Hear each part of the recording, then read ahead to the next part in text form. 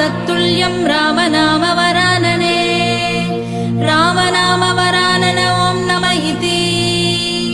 ब्रह्मोवाच नमोऽस्त्वनन्ताय सहस्रमूर्तये सहस्रपादाक्षि शिरोरुबाहवे सहस्रनाम्ने पुरुषाय शाश्वते सहस्रकोटियुगधारिणे नमः सहस्रकोटियुगधारिणे नमः ॐ नमः इति सञ्जय उवाच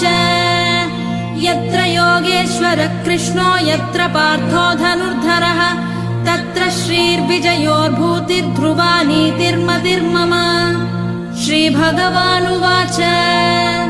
अनन्याश्चिन्तयन्तो मां ये जना पर्युपासते तेषां नित्याभियुक्ता